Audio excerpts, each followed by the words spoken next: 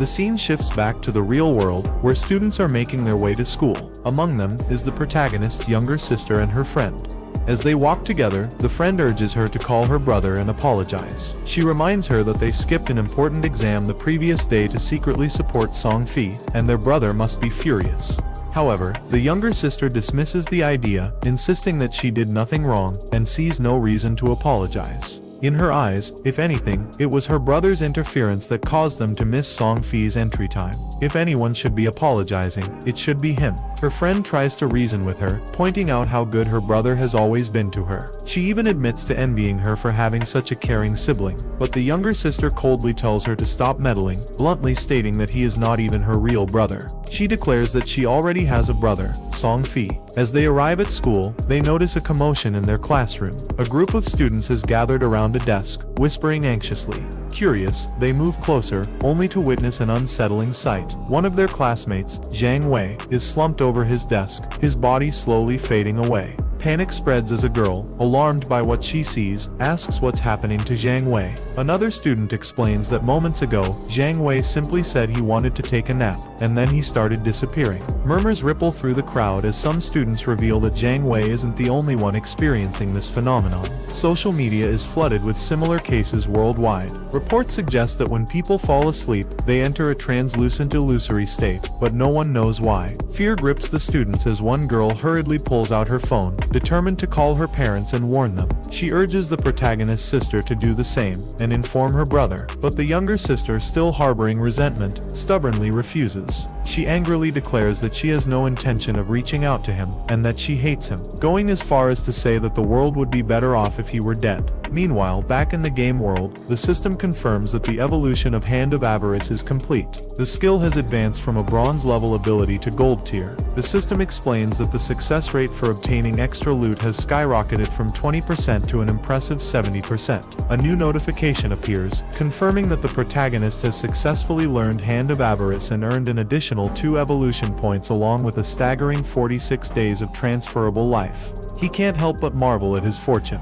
He not only gained extra evolution points, but he is now just 1 point away from evolving Hand of Avarice again. If he reaches 3 evolution points, he can push the skill to its peak, ensuring a 100% success rate for extra loot drops. The mere thought sends a surge of excitement through him. His path to power is accelerating faster than he had ever imagined. Activating his latent image skill, the protagonist fades into invisibility, his thoughts racing. By now, every country in the world must have caught on to the strange phenomenon. People falling asleep and never waking up. It's only a matter of time before a massive influx of players joins the game, and he needs to stay ahead of the curve.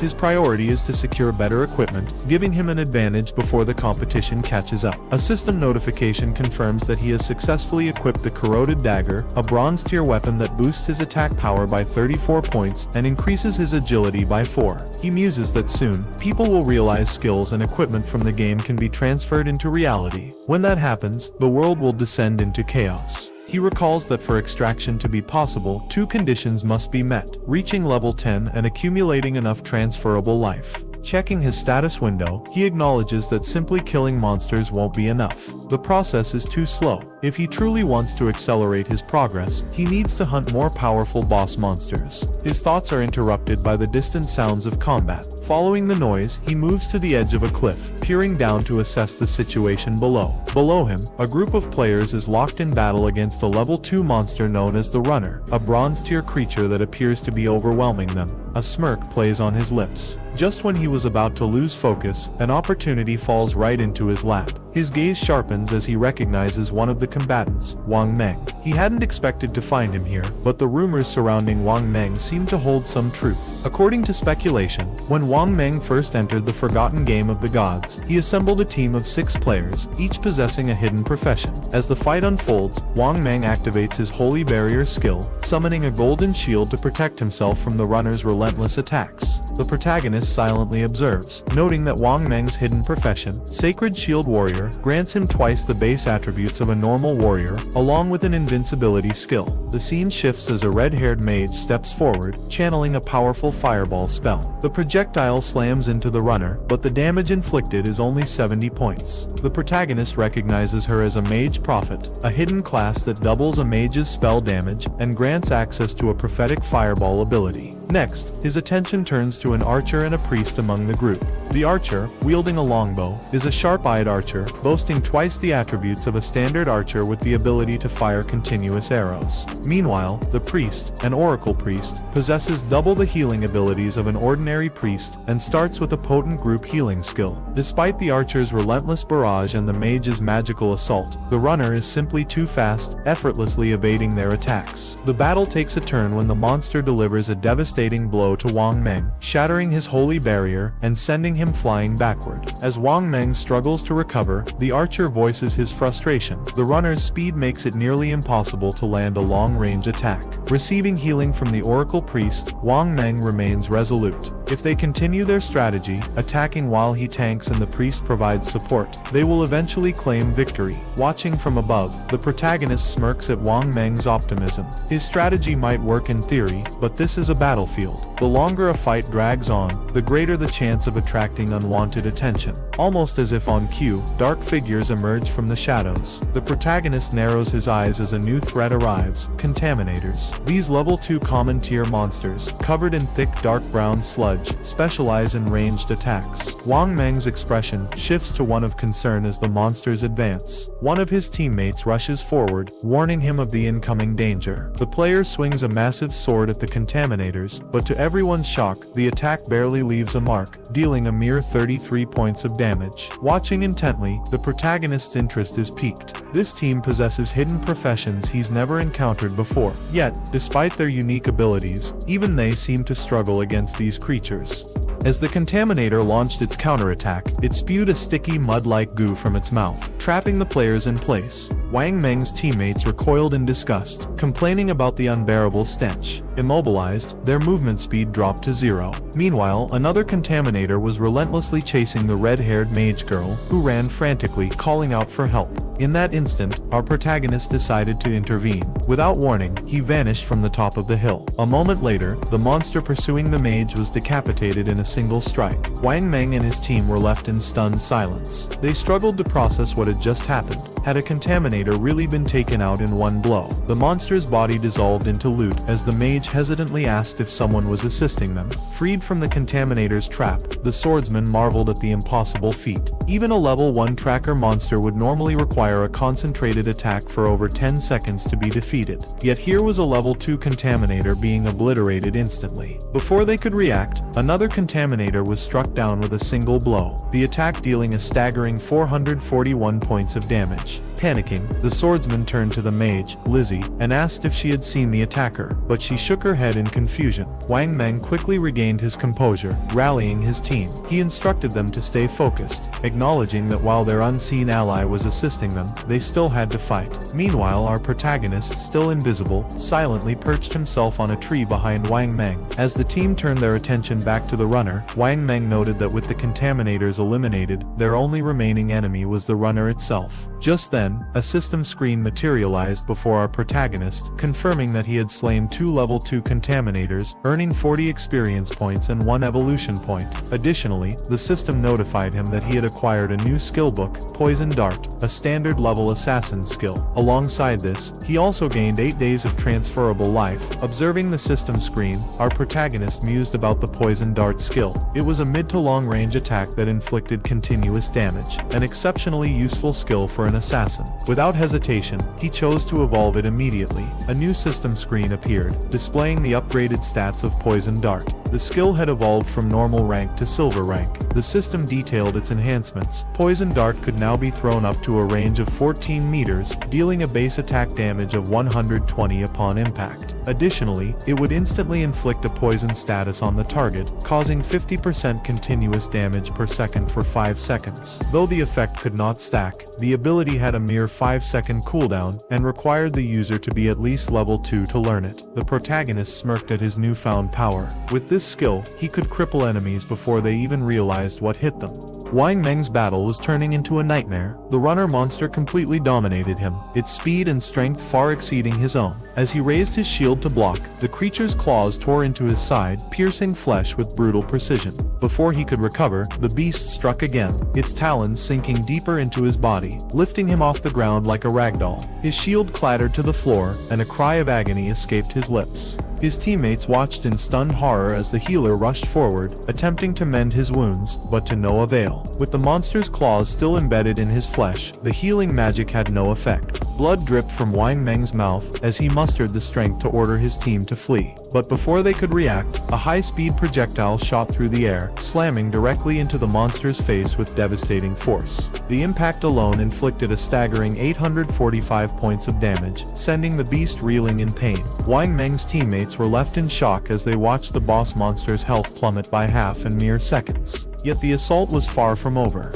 Blood poured from the wound, an unrelenting stream that weakened the creature further. It convulsed violently, finally releasing Wang Meng's battered body, which collapsed onto the ground. Desperate to survive, he struggled to crawl to safety, but the monster continued to wail, its condition worsening by the second. Its health drained at a constant rate of 324 points per second, until, at last, the beast crumpled to the ground, succumbing to the relentless damage. At that moment, a system screen materialized before the protagonist, displaying the results of his strike. The damage he inflicted accounted for over 90% of the boss monster's total health, securing the loot rights entirely for himself. The system acknowledged his victory, announcing that he had slain a runner boss, a bronze-level creature, earning him 600 experience points. A second notification congratulated him on reaching level 3, and rewarded him with 2 evolution points, along with 55 days of transferable life. Standing with an aura of effortless dominance, the protagonist assessed the outcome. He hadn't expected the poison dart's continuous damage effect to work so seamlessly with his break invisibility skill and overall class mechanics. The realization struck him, by leveraging his stealth abilities, he could remain unseen indefinitely,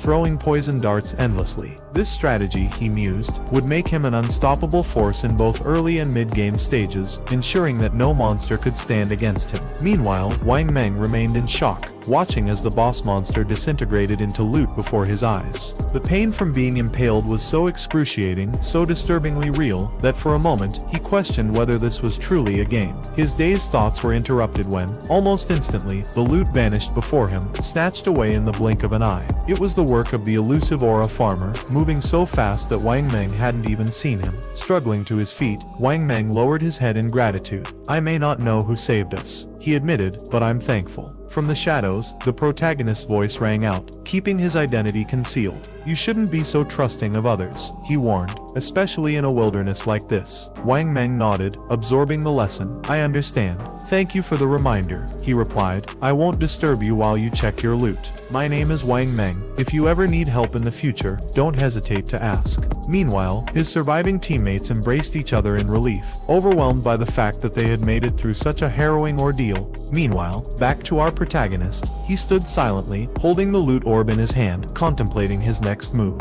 He acknowledged that Wang Meng was not only a reliable and capable ally, but also someone with the official backing of Deschao, making him incredibly well connected and wealthy. This realization sparked an idea. He needed a stable sales channel where he could offload excess gear and items he didn't need. Activating the Hand of Avarice on the loot, a system notification materialized before him, congratulating him on obtaining 3 evolution points and an additional 55 days of transferable life. Along with these rewards, he had also acquired a bronze-tier item, the running leather leggings. The system detailed its benefits. Equipping the gear would boost his physical defense by 9 points, enhance all elemental resistances by 5 points, and improve cooldown speed by 15%. The only requirement was being level 2, which he had already surpassed. Evaluating his current stock, he noted that his harvest had been exceptional, and his inventory was filled with equipment from multiple classes. He decided that once his backpack reached capacity, he would head back to Shelltown to trade excess gear for more transferable life. With a cold and calculating gaze, he acknowledged that his current growth rate far exceeded his previous life's progress. A sinister smirk crossed his face as he declared to himself that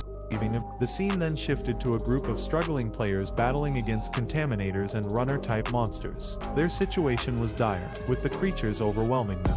One of the players, seeing no hope, urged his comrades to flee as more monsters closed in. However, before they could even attempt an escape, they froze in sheer terror. A towering monstrosity loomed before them, its grotesque form radiating an oppressive aura of menace. Before they could react, the creature launched a brutal attack. Parts of its body shot outward like arrows, piercing the players with unrelenting speed, killing them instantly. Moments later, the players reappeared in the starter village, Shelltown, having been forcibly respawned. Frustration boiled boiled over as they cursed their fate, lamenting the unfairness of the game. They questioned why monsters always appeared in relentless packs and fled just as their health dwindled, showcasing an alarming level of intelligence. One of the Respawn players raised the pressing concern: how were they supposed to leave the game when they couldn't even reach level 3?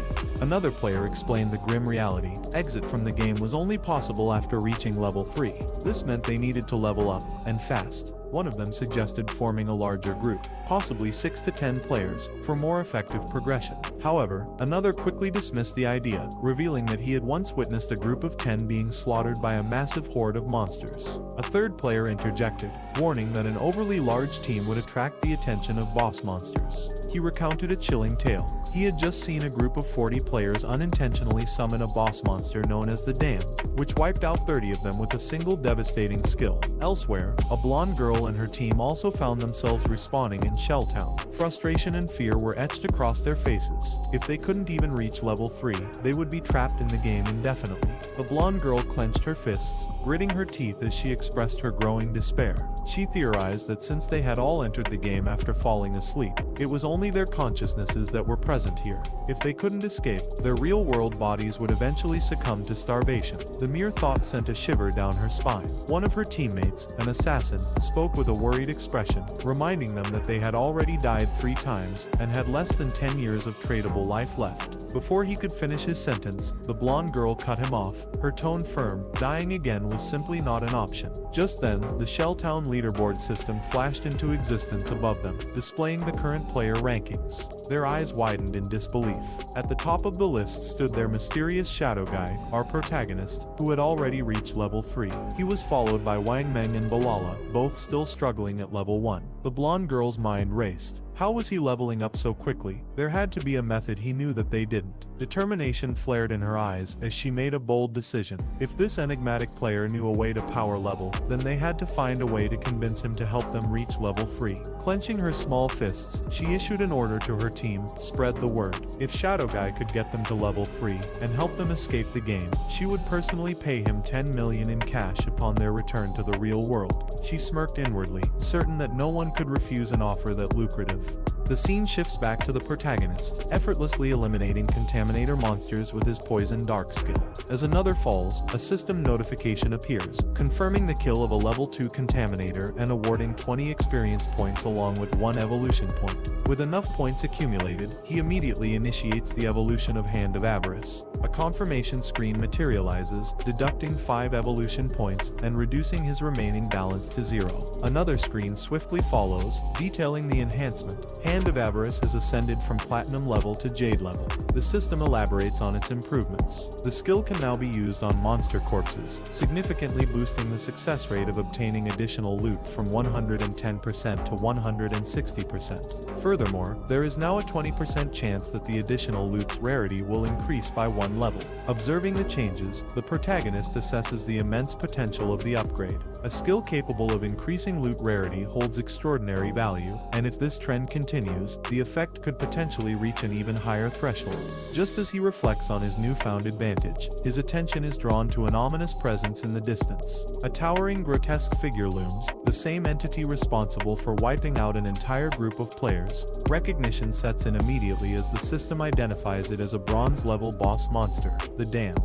The creature is hunched over, greedily absorbing clusters of blue glowing energy, remnants of fallen players. Analyzing the scene, the protagonist quickly deduces that the monster is in the process of evolving, feeding on life energy to ascend to a silver-level boss. Judging by the number of glowing remnants, it must have annihilated at least 40 players. A quick glance at his inventory reveals a frustrating reality: his backpack is already full. Even if he manages to defeat the monster, there would be no space to collect any loot. This situation demands a calculated approach. After weighing his options, he marks the location on his map. The monster's evolution will take time, providing a perfect opportunity to return to Starter Town and offload unnecessary items before confronting it again. With his decision made, he activates Elite Shadow skill, vanishing into the darkness. The scene shifts to Shelltown, a starter village where a gathering of players is left stunned by a bold announcement. A blonde-haired girl offers a staggering 10 million in cash to the top-ranked player on the leaderboard, hoping for a way to level up. Among the crowd, a distraught girl bursts into tears, lamenting that commoners like them have no hope of escaping this game. Her cries are abruptly cut off as she is dragged away, reinforcing the harsh reality they all face. Amid the murmurs and tension, the atmosphere suddenly shifts. An overwhelming aura of dominance washes over the crowd, and all eyes turn toward the newcomer. It is none other than our protagonist, his presence alone exuding raw power, leaving everyone speechless. Without a word, he opens his system window, navigating effortlessly to the cell function. In an instant, a colossal system notification appears above him, announcing that he has established an equipment and skill sales shop. The message further states that the shop will only remain active for 10 minutes, urging players to act quickly. Seated with a calm and composed demeanor, our protagonist displays a collection of glowing orbs, the spoils of countless battles. Panic ripples through the gathered players, their voices rising in confusion and amazement. Some wonder when he even arrived, while others are shocked to see him casually carrying 2 sets of bronze gear yet still offering more for sale. Then, realization strikes as they check his username. This is Shadow, the legendary #1 player. Yet, despite his prominence, none can see his face, a mystery explained by the game's hide face function. One player notes that since in-game appearances mirror real-life looks, our protagonist must be deliberately concealing his identity. Breaking through the murmurs, a woman steps forward. Judging by her attire and physique, she is undoubtedly a mage. Without hesitation, she inquires about the price of the ice cone spell. Our protagonist responds bluntly, it costs 100 days of tradable life. Internally, he recognizes her as Grey Rose, currently ranked 11th in Shelltown's leaderboard. He also notes that she too has activated the hide face function. Grey Rose hesitates before attempting to negotiate. She argues that 100 days is too steep and asks if he can lower the price. However, our protagonist remains firm. He explains that Ice Cone is a fundamental skill for mages, significantly boosting early game monster elimination efficiency. Given its value, 100 days of tradable life is already a bargain.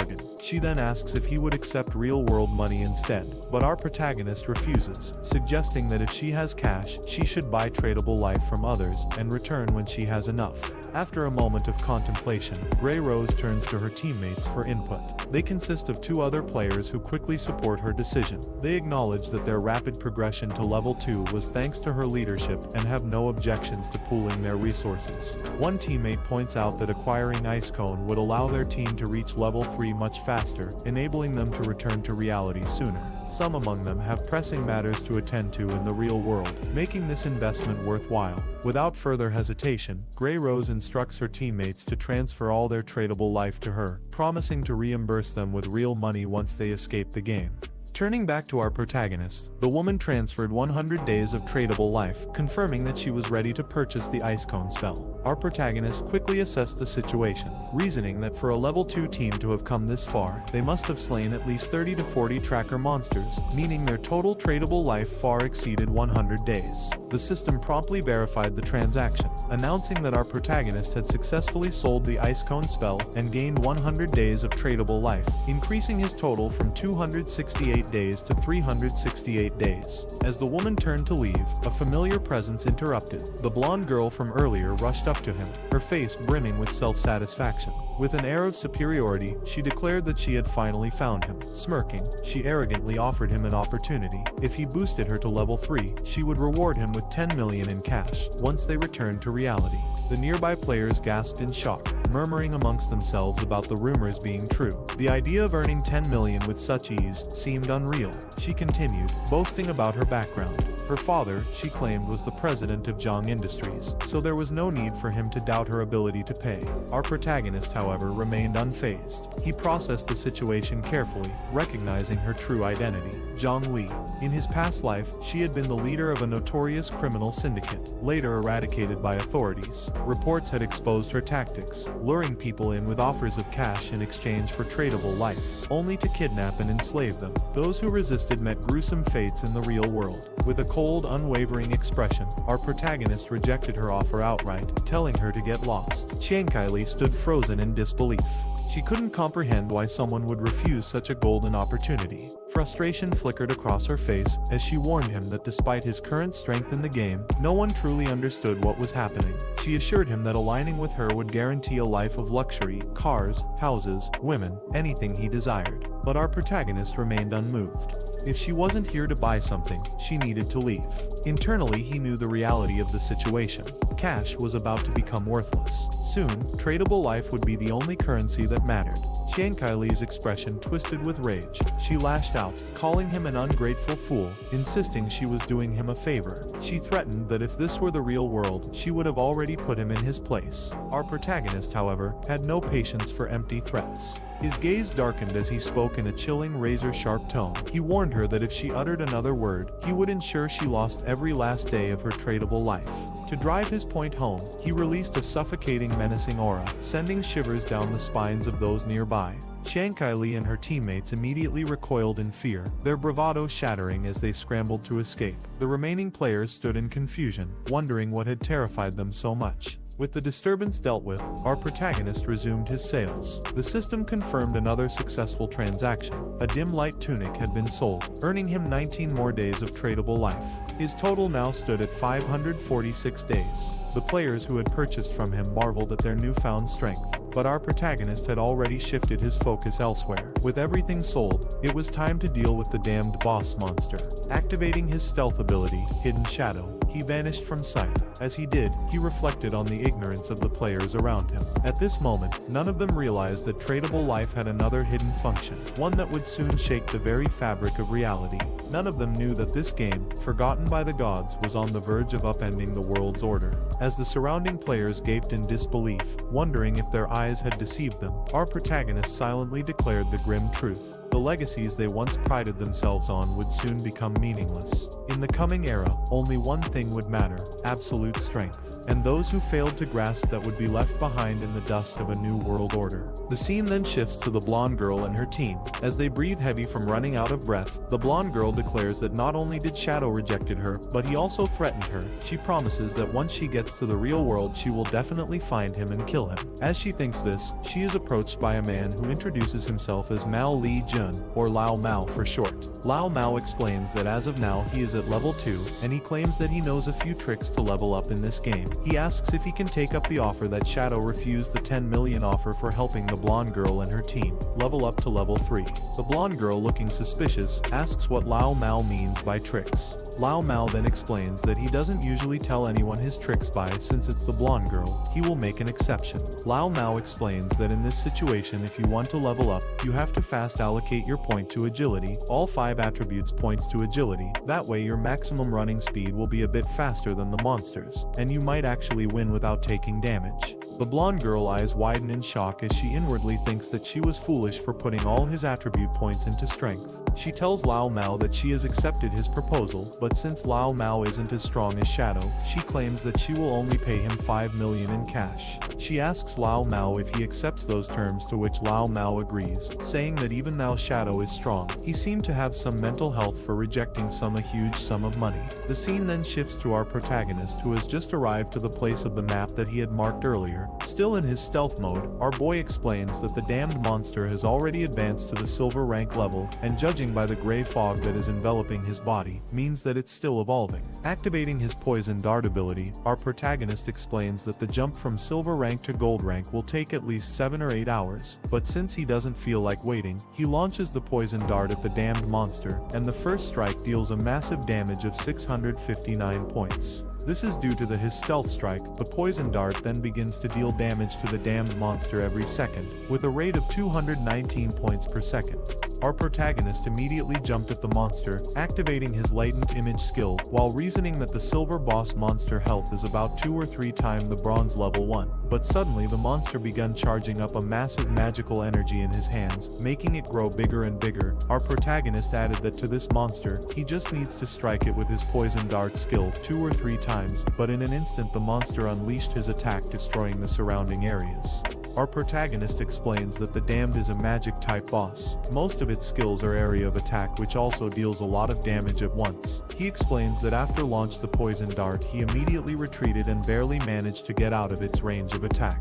Still in his invisible, our protagonist explains that with his current health and defense, he'd be dead if he were to took the monster's attack head on. As the battle raged on, the monster began charging up another devastating attack, its hulking frame shifting toward the protagonist, but he remained calm, weaving through the battlefield as he kept a close eye on his cooldown timer. His hidden shadow ability was still unavailable, and he knew he had to bide his time until the boss exposed a moment of weakness. The plan was simple: wait for the perfect opening, strike with precision and vanish before the monster could retaliate. Moments later, the creature faltered, momentarily distracted. This was it. Without hesitation, he surged forward, activating his poison dart skill. The attack landed cleanly, dealing a solid 659 points of damage. Almost instantly, the poison effect kicked in, sapping the monster's health at a steady rate of 219 damage per second. Realizing it was in grave danger, the boss monster turned tail and attempted to flee.